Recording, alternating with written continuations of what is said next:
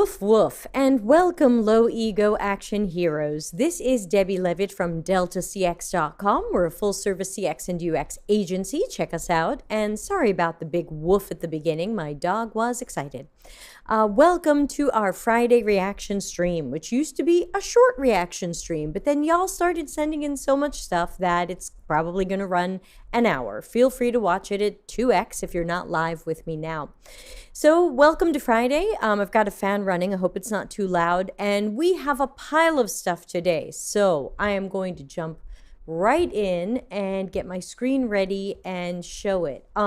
First, let me mention someone sent me a UCLA school program and wanted me to react to it.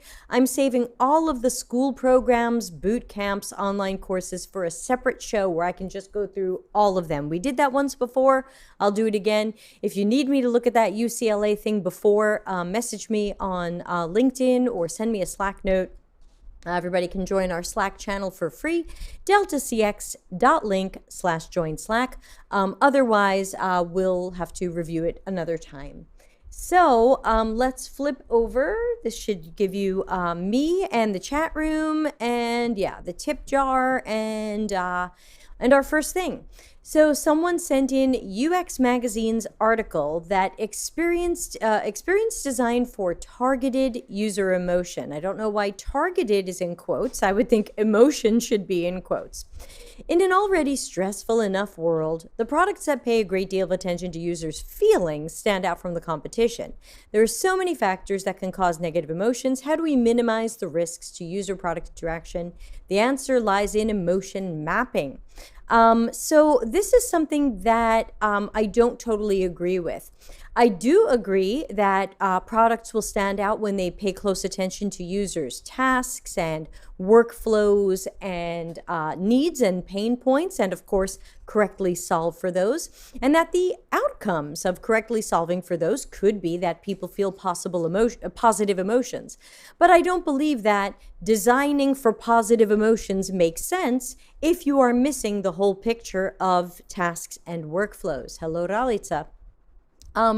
So again, here they're saying know your user, but again, they're not saying how you would know your user. I don't see anything here that says make sure you've done qualitative one-on-one research with them. It just says, hey, we should know their motivations, emotions, distractions, and aggravators, which again, you would know if you were doing observational research and say task analysis, which you can learn more about for free in our micro lessons playlist on YouTube. So check that out. And then they want you to do an emotion map, which I'll zoom in on. Before booking, enter details, wait for booking, view ETA, leave home for cab. And then I guess these dots are supposed to mean emotions. So it sounds like someone is trying to do their own version of customer journey mapping, because we already have customer journey mapping, which would have looked at these steps. And customer journey mapping already includes a look at positive, negative, or neutral emotions. So I'm not too sure what this person has done other than created a new visualization of that, but I'm not sure it's, I mean, look at it here. This is emotion mapping. This just looks like a piece of a customer journey map. I don't know why this person has isolated it and tried to make it seem like they invented something. And I also believe that it is high ego to believe that we can possibly know another person's feelings. We can certainly see when people are frustrated or confused or disappointed, but do we really know if that made them sad, happy? And again, what are we designing for? I'm designing for tasks. I'm designing for what people came to do. And in this example, they came to book an Uber. You know, they'll have a positive feeling if it doesn't suck. How about we make stuff that doesn't suck? I'd really like that today. All right, we've got lots of stuff today, and we even have 3 that people have sent me from Joe Natoli. So it's going to be a special day here. So this is a tweet from someone I don't know, and I might pronounce her name wrong, and I apologize. It says Asta Gaur. Again, I'm not sure how to pronounce that, so I apologize. Hi, Charlene. This says, y'all, if you're a UX manager and you're my age or older, you didn't get a UX education because it didn't exist. Stop with the gatekeeping. Whoa, what just happened here? That escalated quickly. That, of course, comes off to me as clickbait. Are we getting the clickbait sign? Good. Yeah, that comes off as clickbait. And of course, 1,000 people pressed like on it. And that's why it's there. Because, first of all, UX education did exist. Larry Marine got a degree in psychology. And who was his professor? Who knows who his professor was? Don Norman was, I believe, one of his professors. Maybe his only one? No, probably one of them. Yeah, there's been education. Maybe it didn't say the word UX on it, but that's because Don Norman invented the term in the early 90s. Now, I don't know how old you are, Asta. Does your bio say? Oh, I don't know. You look like you could have been born after Don Norman invented the term UX in like 1991. I'm not sure you are that old. So first of all, you might have gotten a UX education. Human factors existed, ergonomics existed, behavioral economics existed, psychology existed. So what's that about? And then stop with the gatekeeping already. Just sounds like a New Yorkie way to throw in gatekeeping for the clickbait. So I'm not feeling this one. It sounds ageist and it sounds totally unrelated to gatekeeping. So, and many people did get a UX education, or they did get an education that directly translated to UX work. So if I had her here, I would say, what's your point? And also, we know that an education isn't required. I have a degree in music. Many people transition from lots of different places. So I'm not too sure what this is about. Just seems like clickbait to me. Here's Katie, who seems really lovely. I don't know her, just added her on LinkedIn. And she wrote, are there any famous women in UX? The level of Don Norman, Luke W., Alan Cooper, and Jared Spool. Of course, I was sad to see Jared Spool on that list. But I was happy to not see the lean UX author. So, small wins. When you say their names to other UXers and they know what you're talking about. So a lot of people wrote back. You can see there were 128 comments here. Many people pressed heart. Joel Barr was very sweet and said me. That might not be true. Jonathan Coleman is saying Abby Covert, who we've been lucky enough to have on this show. So I think that she is making a good point that unfortunately there are a lot of great UX practitioners, authors, speakers, teachers, and we don't know their names. We just know Don Norman, Alan Cooper, and a couple of other ones. I haven't heard Luke W. in years, but once upon a time, he was a thing. So yeah, I would say spread the word on more women and certainly people of other ethnicities, because my guess is that this list would not only end up somewhat male, it would end up somewhat white. So let's make sure we're finding all the peeps and raising them up. So yeah, I can't really have an opinion about this. She's got a good point. Where are these people? We should know about them. All right, let's jump on our first of 3 Joe Natoli adventures. The first one is a LinkedIn post from 5 days ago that says, rattling around in my head department. UX isn't a process specific people in specific roles need to execute. UX isn't a specific process specific roles need to execute. It's a perspective. Oh, here we go. It's a mindset that every single person involved in the creation, design, and building of anything needs to have. So again, this has to be clickbait, because anytime I see somebody posting something that says UX is for everybody, UX can be done by everybody, UX is just a mindset you have to have. Forget about process, science, forget about Don Norman, Larry Marine, degrees in psychology, human factors. Hey, it's a mindset. It's a perspective. Anybody can have it. And now we can all create, design, and build anything. You just need perspective. Now, of course, what this is missing is, how do you get UX perspective? What's your success criteria? What does it look like when you have UX perspective? Can you think of someone who has it and someone who doesn't? What's that look like? What does it look like? How do I assess for that when I'm hiring? How, when I'm interviewing someone, do I determine if they have UX perspective? So, yeah.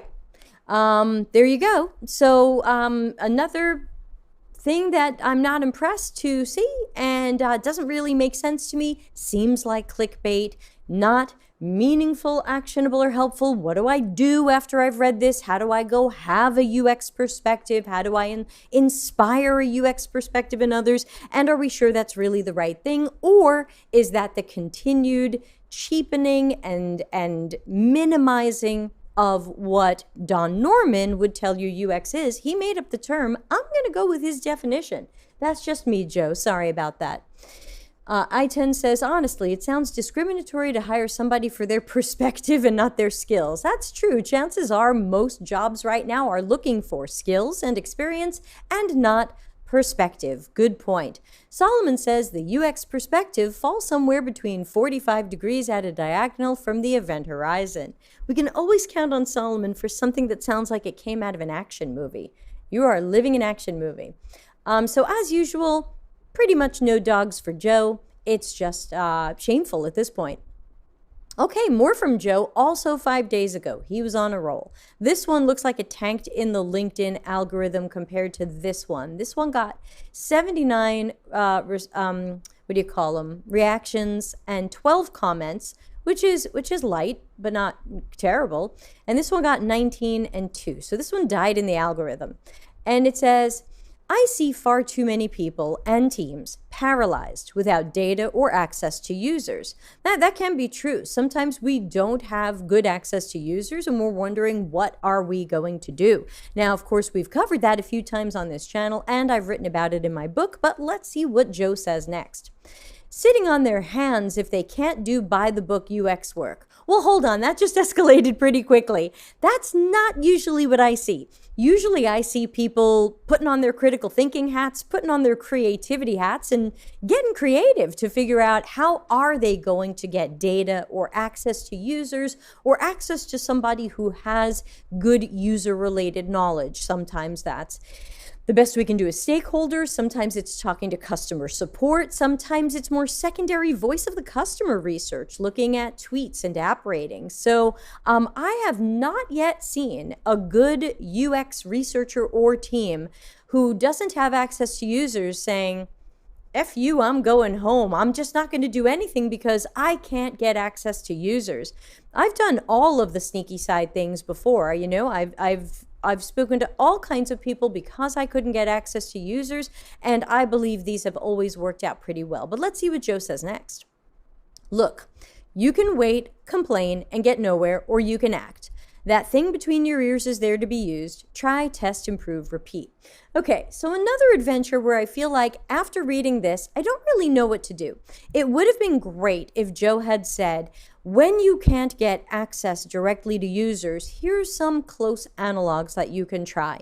You can go for voice of the customer thing and look and talk to customer support, ask for logs or lists of issues or pain points. You can go read tweets and social sentiment about the company. What are people tweeting about them? You can read app reviews if the company has an app.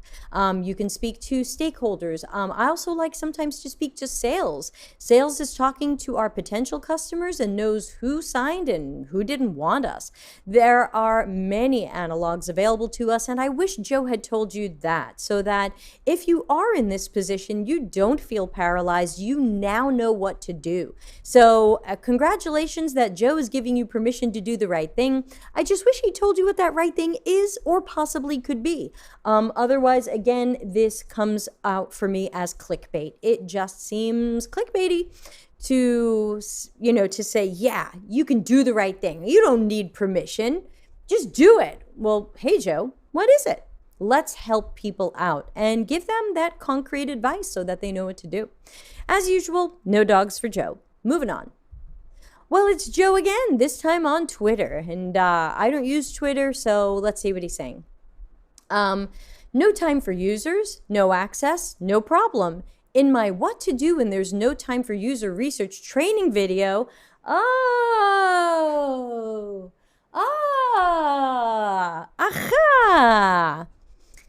Well, If you are interested in his training video, part of his UX 365 Academy, he'll show you how you can still deliver what users need without direct research. The reason why he's not going to tell you what to do is because it's for sale. You can follow this link, which I assume is going to take you to his site where you're going to be sold a course. I didn't click on it yet. Let's click on it, kids. Let's do this all together. Let's do it. Is it free? Is it paid? It's for sale. It's part of his, I guess it's part of his walled community where for X dollars a month or year, you can have access to his stuff. Or you are welcome to continue hanging out on deltacx where we tell you this stuff for free. Whatever. I10 says, there are tons of free Medium articles on this, LOL. Yeah, I know. This one's not a secret. We've actually, we've even done shows about this, right? We've done, remember, you can always go to YouTube. Let's go to YouTube, and you could put, I'm logged out. I'm in a private browser. So let's see, deltacx users. We did a show with Daniel, right? We should see Daniel here. Here it is. Overcoming Limited Access to Users, episode 114. I always tell people if there's something you want to learn, go to YouTube, put deltacx and 1 or 2 keywords what it's about and see what comes up because our videos are free. And hey, they're free. Oh, remember when I interviewed Michelle Ronson from the Rome airport when the pandemic was starting and I was wearing a mask? Whoa, that was creepy. We've covered this a couple of different ways, certainly with Daniel, who had some nice advice in episode 114. So you are welcome to pay into Joe's paid community if you would like. However, see if you can find the answer, a good answer out there, for free, because maybe it's out there. So good luck, Joe. 16 likes. Wah, wah. Okay, we also got this thread of tweets.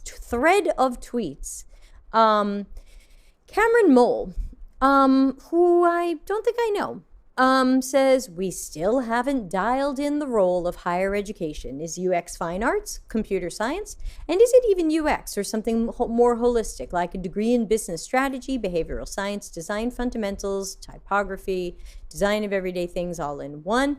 He got 18 likes. He says they're still teaching Dreamweaver, they're teaching XD. Designers shy away from talking about money. You can make really good money in our field. Yeah, if only someone like boot camps or somebody were telling you you can make good money in our field. You know, if only IDF had some pages about that. We need to slow down. Our processes, protocols, and rituals aren't sustainable for a 20-year career in our industry. Well, hold on. That's what I have. What about you, sir? People. Cameron. I mean, is he like undoing his own career?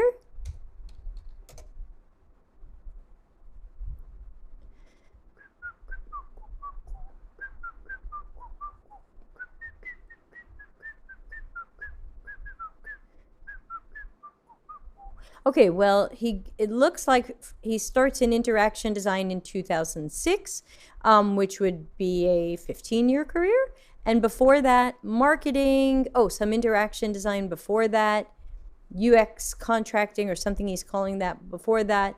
Yes, sir, it appears you have a 20-plus year career. So, what? Anyway, remember that Don Norman is working on this. Don Norman has futureofdesigneducation.org. And he's got committees who are working on what the future of education should be, which means Cameron's question will be answered. I have 5 sons and only one who shows any interest in our field. I'm 100% okay with this. But in thinking about why we're not seeing more youth enter the field, we haven't told our story succinctly. What? Do you think that your 5 sons are not into UX because you didn't tell your story succinctly? And you've been working in UX over 20 years and you couldn't tell the story to your sons? And so maybe that's why they're not interested? Y'all, I can't follow this. Can someone help me here? What? I'm just going to have to move on. There's too much what here. All right. No dogs. Only confused dogs. I do not know what's going on here. Okay, I was sent an article from about a year ago from Adobe's XD, I guess, blog, and it says, "What is a UX engineer and how to become one?" And if you scroll down the page, they've got 5 skills required to become a UX engineer. Now, I think of a UX engineer as a front-end developer, which means I typically call them front-end developers. I see it as an engineering job, and I believe they should have an engineering manager, not a UX manager, because typically they are writing code. So I would want them to be in a hierarchy of coders who understand what they do and can correctly QA their work, look in on their work, whatever it takes. So to put them in a UX department is sometimes a little bit weird. They are writing code. So the first skill this person says to become a UX engineer is HTML, CSS, and JavaScript. I agree. If you are doing front-end development, that's what your bread and butter is going to be. Version control. Well, yes, I would think any engineer needs to understand version control. Now this is like no shit Sherlock. Charlene says, can't a UX engineer, there's no such thing as you can be a front-end developer. I think you're missing some letters in what you wrote, Charlene. Try again, I'm not sure. Yeah, version control, coding should have that. Testing and debugging, yes, that's why it's an engineering job. It's an engineering job because someone's going to write code and then someone's going to need to QA it and test it. So, yes, but again, if you're the front-end developer, maybe you're not the QA person. Maybe that is somebody else, since that's usually a good practice to have somebody else who didn't write the code QA the code.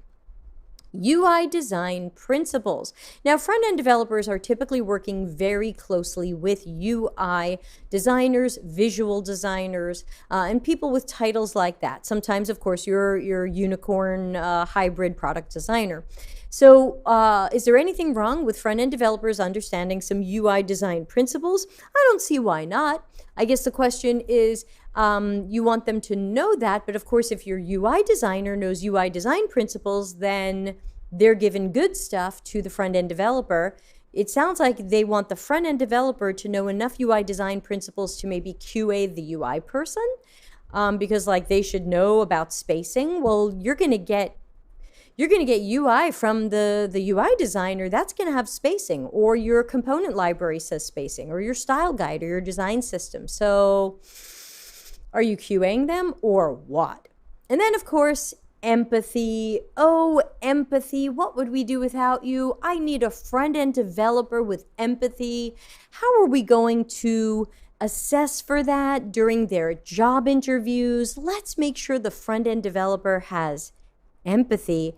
They must be able to share other people's feelings. Feel those feelings vicariously. Otherwise, not sure you're going to be able to be a UX engineer, y'all. So ultimately, I can't really complain about this. This seems pretty true. This guy can have 3 dogs because this seems pretty true, other than empathy kind of fell off the cliff there at the end. But there you go. If you want to be a UX engineer, you're a front-end developer. And to me, I call you front-end developer, and you are in the engineering department, not the UX department, but you are a close collaborator with the UI peeps. Solomon says UX engineer sounds more prestigious than front-end developer. I think that's simple. These days, everyone's an engineer of sorts. Maybe. What am I? I am a strategy engineer. All right, we've got a LinkedIn post from Tanner Christensen, who I don't think I follow, but someone sent this in, and let's see what he says.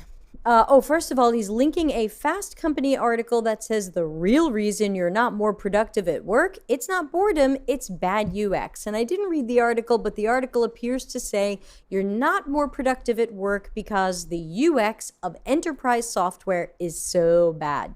And it sounds like Tanner agrees. Enterprise software is often designed poorly. One look at tools like Excel, Salesforce, or Jira, and it's clear why big software leads to big woes for workers. Each tool is designed to accommodate hundreds or thousands of use cases while being optimized for none. Do we agree with that, chat room? Do you agree that software like Excel is, well, let's ask. I mean, yes, it's accommodating many use cases, and maybe it's not optimized for one use case. That would probably be a bit strange. But I guess my question is, should it be? Because the way he says this makes me think that you're supposed to think, oh yeah, nobody optimized Excel for that one use case. To me, it's like, yes, I'm grateful that Excel has been optimized for many use cases because there are so many different users with so many different reasons to go into Excel. So I'm happy with that. These are tools that make anything possible, but they're lousy for everything. I wish Oz were here. Oz, Mr. Excel, paging Oz. Can he psychically know I'm thinking about him right now? I don't know. Trying to please everybody and making nobody happy. So again, it's always dangerous, especially when you are writing, speaking, presenting, to use universals. Universals are all, none, everybody, nobody.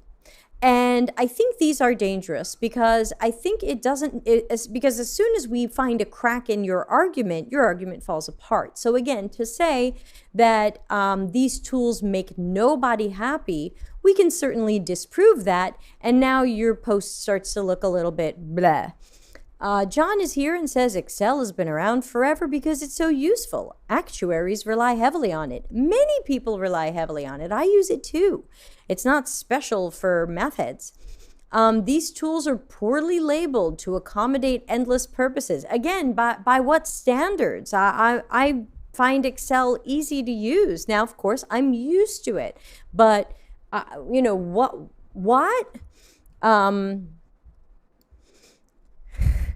John says, those are dangerous in relationships also. So says my therapist. Clear, linear workflows and bloated packages of functionality. You can do a lot in Excel, but should you use Excel for all of those things?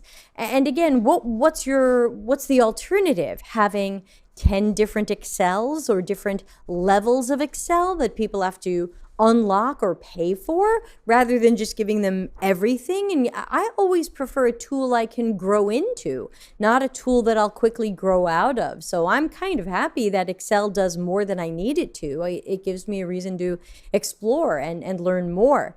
So I'm not sure we're going to get a lot of dogs here. And, you know, and of course it ends with a plug for the company he's at. So what just happened here? You know, is whatever GEM is GEM going to build enterprise tools for one use case, to optimize for one use case? Is GEM making sure that these things aren't designed for many use cases? Like, what are you saying here? I don't know. So I'm just going to go with lots of question marks and maybe a clickbait thing. And it died in the LinkedIn algorithm. It got 5 likes and it looks like, I don't know if anyone commented. So it sounds like died in the LinkedIn algorithm. All right, I was sent a job and the job says user experience designer. Looks like it's from a middleman recruiter and it's in England. And it's going to pay you 45,000 to 60,000 pounds.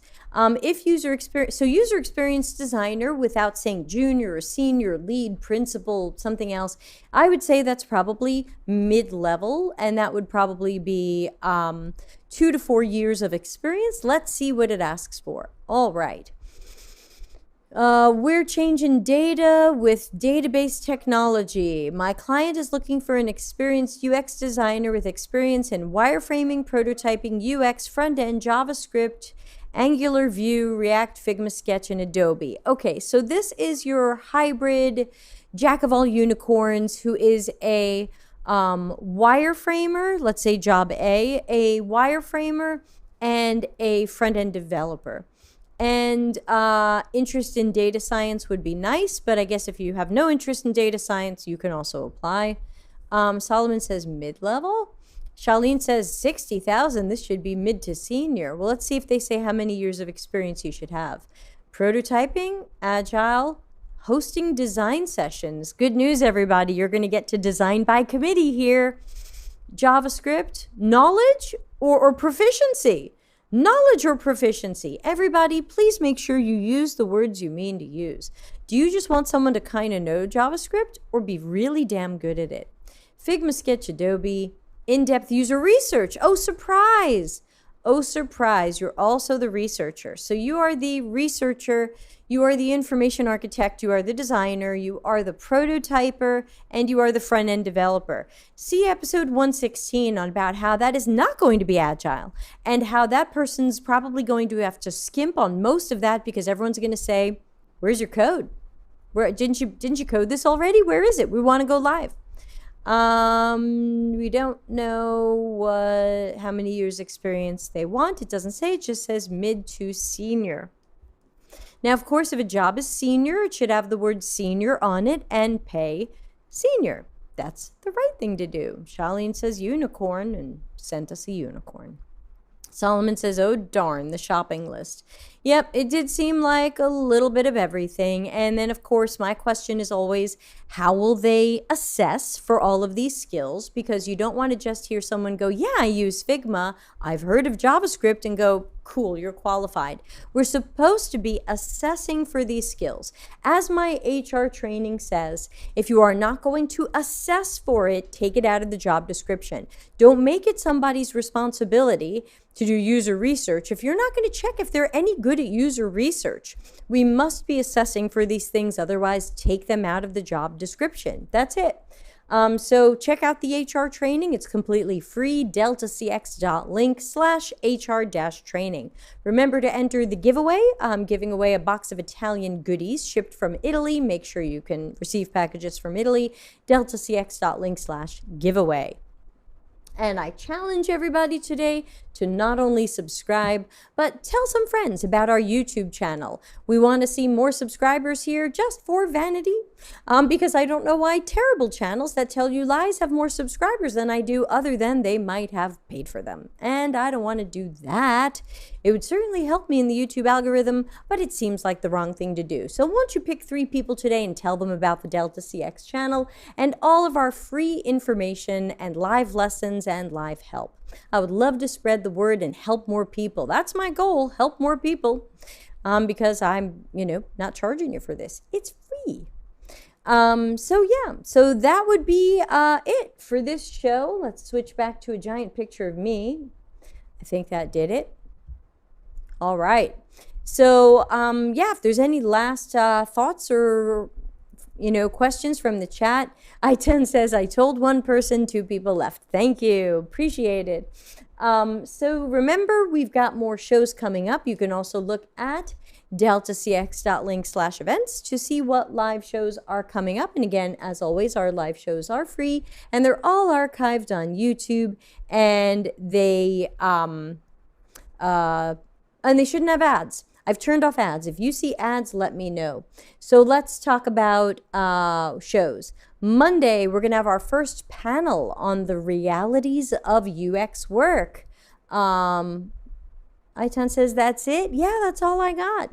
We're going to have Charlene and Wilson and Michelle talking about what working in UX is really like. We're going to do 3 of these, at least as of now, once a month. Tuesday, office hours, ask me anything. Wednesday, I will be performing one of my new Medium articles about getting a UX job without qualifications. So you're welcome to come and react to that. Friday the 3rd, reaction stream. Nothing Monday the 6th. It's a holiday in America, so I thought people might not watch.